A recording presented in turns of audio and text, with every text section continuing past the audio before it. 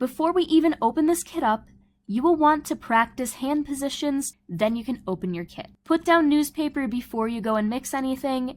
My kit calls for about 12 cups of cool water for part 1 of this kit. Pose your hands in the water again and figure out how you want them. Have a bowl of water to the side for your hands to wet them before you mold them. Add part 1 into your bucket. You want to mix this in a well-ventilated area as you add powder, and this mixture will become harder to mix. If it starts to get pale in color, you need to put your hands in the bucket before it fully sets. Wet your hands, place your hands into the bucket with your desired pose. You will have a little bit of time to go and move your hands around, but as it starts to lose color, you want to make sure your hands are fully set. Once fully set, slowly wiggle your hands. Remove any extra material at the sides and clean up the inner mold. Mix up the plaster. Mine calls for 3.5 cups of water, but yours may be of course different. Leave some powder to the side to fix up any holes or missing plaster. Mix the plaster after the water is added. Mix faster once all the clumps are dissolved. Pour the plaster into both hand holes slowly. Tap the bucket to get any air bubbles out. After it's fully set, in this case it took about 1.5 hours for it to set, use a popsicle stick to remove the mold from the bucket. It should just slide right out. Slowly remove parts of the mold. Clean up any extra molding that is left. At this point, you can fill in any holes of the plaster if there's any that are left behind, or you can also make slight modifications to it. Take a safety pin and slowly create a hole in the pinched fingers of the hand. Make sure the incense fits. Place your hands in your home or in the perfect spot. Light the incense and enjoy this interesting incense burner. You won't believe what I do with this rhubarb. First, I made a small pile of dirt and placed a garbage bag on top of it. I grabbed a fresh rhubarb leaf and placed it with the vein sides up on top of the garbage bag. Next, I mixed a bag of ready mixed concrete as per the directions on the box.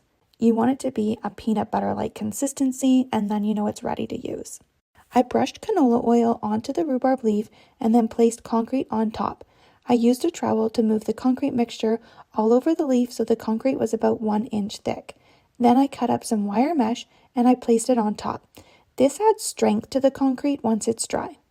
I added about another 3/4 of an inch of concrete on top. I used a piece of scrap wood to tamper it down and it smoothed it all out with a trowel. This is also a great time to add initials if you wish. And then I lifted the edge of the garbage bag and moved the dirt all around the edges to create a form. I let them dry for 12 hours and then flipped it over and let it dry in the sun with the rhubarb leaf up. I've tried many different ways to remove the leaves, but I have found the best is just letting the sun dry it out on its own. I carefully placed them below my gutter so that the rainwater will now flow down the rhubarb leaves. Isn't this the most beautiful downspout you've ever seen? I hope this inspires you to get creative with concrete rhubarb leaves. So what we're going to do today is make a casting of our hand. The only thing that you have to make sure of when you're doing the casting is when you're mixing, everything's kind of on a timetable. So what we're going to do is start with the alginate. This is going to be mixed 1 part water to 1 part powder. In the beginning, if it just doesn't seem like it's mixing correctly, you're fine. It's going to do great. This is what it looks like right here, okay?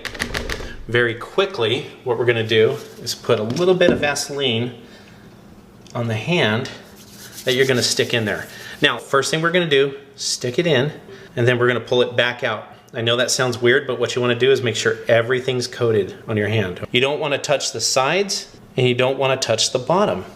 Now you got to hold perfectly still for about 5 to 8 minutes. Okay, so the way we know that this is ready, that it's set up, is when you push on it. Look at that. And you're gonna feel inside your fingers, can't really move. What you gotta do is slowly start working your hand around. The one thing you're gonna worry about is you're gonna feel like maybe you're damaging it on the inside. You're not. Just hold the bucket steady. Okay, the next thing we're gonna do is mix our casting material. This is mixed 3 parts powder to 1 part water. So we're gonna go ahead and put it in our tub. That's a whole package there.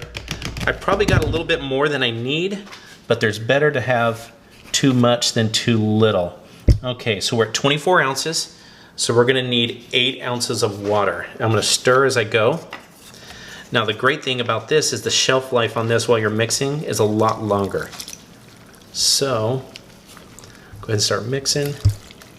Now, since we're only mixing 1 part water to 3 parts powder, it's going to seem a little harder to stir, but it's going to be okay. Okay, so what we're going to do is make sure we scrape the bottoms, get the sides. We're going to mix really well. We're going to get all the lumps out, and they will come out. All right, we're mixed up really well here. We brought over our mold right here, and we're going to pull our casting material in, okay? Now you're only going to pour it about halfway. Make sure you get right into the middle there, and I'll show you why. We're going to get it in here about halfway. If a little spills out on the side, that's fine. Because what we're going to do, now this is one hand right here, okay? We're going to move it around like this.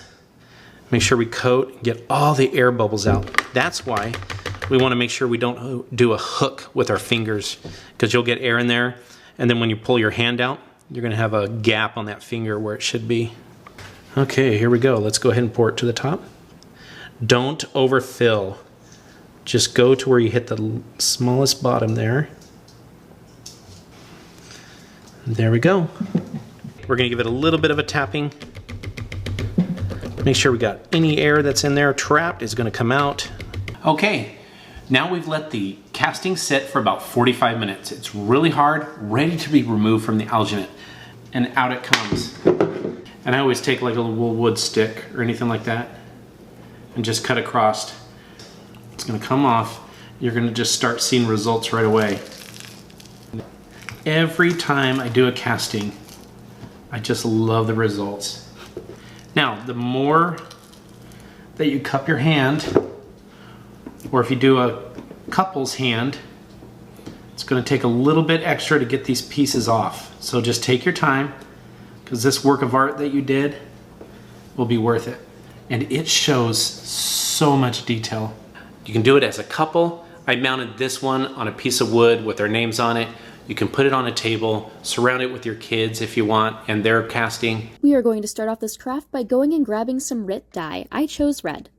After looking through the entire craft store, I actually couldn't find any molds for the soap dish, so I had to go and buy the silicone mold online, which is fine because silicone molds are durable and also reusable. On top of making the soap dish, I also want to make something that's going to hold my toothbrush and toothpaste. This uncured vase is going to be great, and this is uncured concrete, which I can go and dye with RIT dye. So let's go and make our soap dish. Now, concrete can sometimes have some pretty big particles in it. You can see there's some large stone that is here, which you need to go and try to get out. If you're going and just making like slabs or something, usually a lot of this rock is fine to keep in there, but we don't want that, so I'm going to go and sift out all of these large pieces and put them off to the side after I go and sift them. This is going to take a good amount of time, but definitely save the rocks. You can always mix this back in and use it for something else.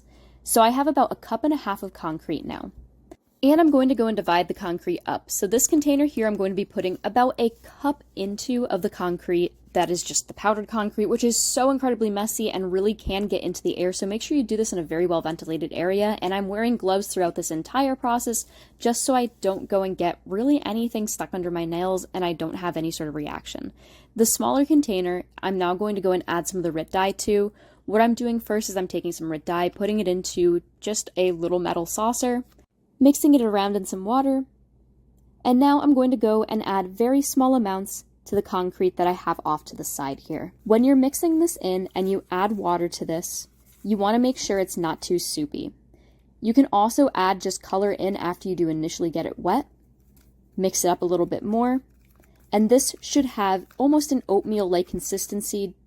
If it doesn't have that consistency that you want, you can always go and add more of the concrete in. Now what you're going to do is you're going to go and paint the concrete into your mold. You want to really paint it in there. I'm using a sculpting tool that has an edge to it, so it's going to be easier to go and fit into some of the cracks here. Now onto the next container of concrete. Again, I'm adding some water in very slowly, and if you do want this to set faster, you will want to use some water that is warmer, just not hot, because if you use hot water, this will actually weaken it. So again, what you're going to do is add very small amounts of water in, mix it up, and this should have the consistency of almost oatmeal as well. You don't want to overwater this. The concrete that you already put down with the dye in, you can go and dab it a little bit to take off some of the extra color, so it doesn't really go and mix too much, and I do definitely suggest this if you don't want to have this mix a ton. If you do, you don't have to go and wipe off any of the extra liquid that has came out.